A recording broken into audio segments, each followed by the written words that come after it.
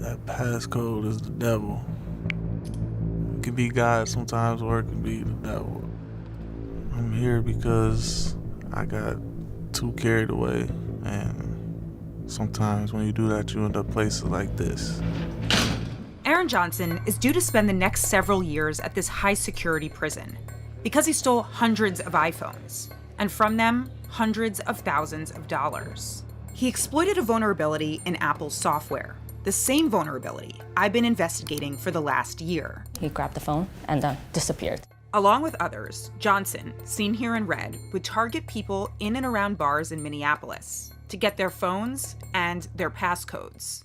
I just watch them put it in. How many numbers? 6. Rarely I get 4 digits. In cities across the country, thieves are using the iPhone passcode to get into stolen phones and loot their victims' bank accounts and money apps, and lock them out of their Apple accounts, sometimes for good.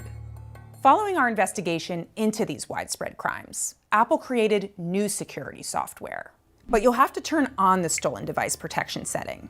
And even then, some loopholes remain. The biggest loophole? You.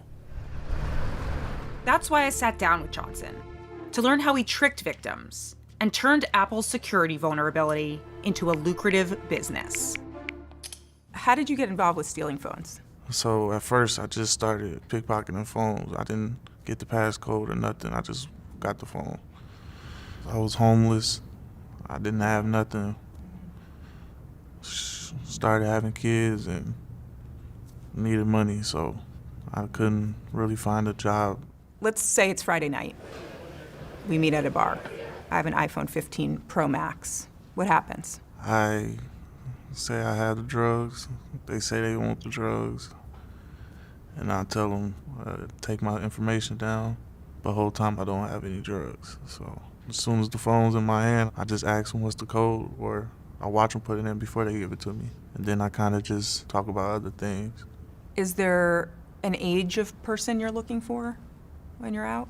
College, because they're more partying and they're already drunk and don't know what's going on for real. I interviewed a number of Johnson's victims, all men under 30.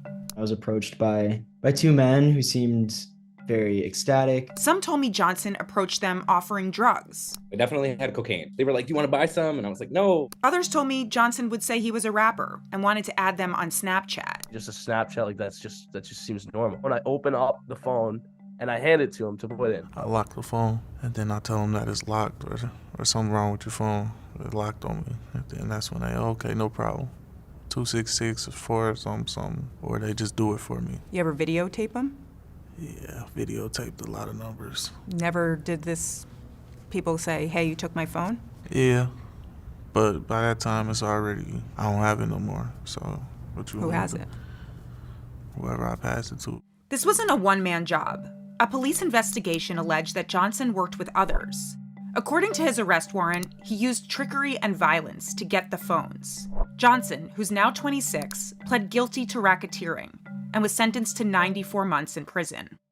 You've got the phone, you've got the passcode. What do you do next? It's kind of like a bank robbery. You gotta be quick. You gotta go to the settings and go to the iCloud, click reset password, and put the 6-digit code in and make my own password. And then I turn on Find My iPhone. And then that completely locks them out the phone. This was the bit that was so crazy to me when I first started reporting on this crime. With just the passcode to an iPhone, a thief can change someone's Apple ID password and do a host of other things to your account and phone. How fast were you changing Apple ID passwords? Faster than you could say supercalifragilisticexpialidocious. 5-10 seconds. I got to that fast where I can do it just right there. So why are you doing this so fast? So that I can take control and they don't have access to it anymore. You gotta beat the mice to the cheese. With the passcode, Johnson removed the owner's face from Face ID and enrolled his own, making it easier to gain access to saved passwords to bank apps. This is my phone, right? You've gotten to my settings. Where are you going from here? So then I go add my face on there, on the Face ID verification. Now when you got your face on there, you got the key to everything. So what are you opening? Things that people thought were safe. Like? Savings, check-ins, cryptocurrency apps, Venmo. Venmo, PayPal, yeah. You don't need face for none of that. That's kind of little money. I'm trying to take as much as I can. If Johnson couldn't unlock the apps with his face, he'd look elsewhere on the phone. I just go through their notes, and the password to everything is in there. Social security number, everything. While victims were sleeping, Johnson would be draining money from their bank accounts. Before 5 a.m., I would have everything transferred out of the bank. But then if some people have like credit line or something, that's when I would go shopping with it. Go get, nice stuff. Go to Nordstrom. By using Apple Pay. Yeah, just by beeping. I have my face on there, so all I gotta do is put my face on it and beep. And I can swipe for thousands of dollars. Clothes, shoes, all type of stuff. Kids stuff. There was one more trick to this scheme. After stealing the money, Johnson would erase the iPhone, yes, using the passcode and password, and sell it. Was there an average selling price of an iPhone that you would sell? If it's a iPhone 14 Pro Max with 1 terabyte, I'd probably get like $900. Johnson said he'd typically look for those iPhone Pros with their telltale 3 cameras. For a 128 gigabyte or 256 gigabyte iPhone Pro or Pro Max, he'd get about $650. For a regular non-Pro iPhone, he'd get $300 to $400. Probably get like 5 to 10 phones a night. So 10, 20, 30 phones from Friday to Sunday. He said he could make up to $20,000 a weekend just from selling the phones. And while he did steal some Android phones, there's more value to the iPhone. But here's the kicker. Johnson was using stolen Apple products and their Apple Pay function to buy more Apple products. It was an extensive scheme of profiting off of Apple's vulnerabilities and products. I go to Target, probably get like 3, 4 iPad Pros. Yeah, brand new in the pack, like $1,200, $1,300 each. Then I sell it with the iPhones. You were using the Apple products to get cash. Yeah, exactly what I was doing. Do you think Apple should be doing more? Yes, I think Apple should do more to protect people. But first, they gotta hire me. I'm just playing.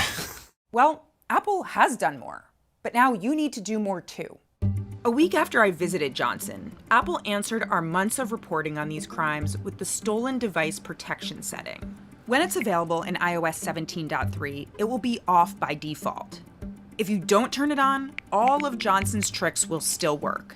If you do turn it on, it adds a line of defense to your phone when you're away from home or work. A thief would need your face or fingerprint scan to change an Apple ID password. Then they'd need to wait an hour, and then again they would need your biometrics. Same goes for adding a new Face ID and disabling Find My iPhone. To access saved passwords, a thief would need your biometrics. Still, some apps like Venmo are vulnerable, and using Apple Pay to buy things would still work. Also, don't store your passwords in the Notes app. Everything that you can ever imagine is in the notes or within the photos. Plus, you should just create a stronger passcode, one that uses letters and numbers. And, of course, Don't give your passcode out. Watch your surroundings. Stay on top of it. That's all. according to the warrant, Johnson's group was thought to have stolen $300,000. Johnson says that the grand total was probably somewhere between $1 and $2 million. Do you ever wish you didn't know this trick?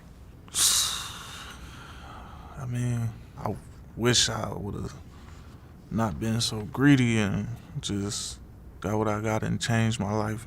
I truly am sorry for all the people that I stole from and probably ruined your life. But I just felt like my life was ruined and I had nowhere else to go. When you get out, you gonna forget about this trick? There's gonna be new tricks out. But I don't want no parts of it. I'm just gonna do better with myself, my life, for my kids.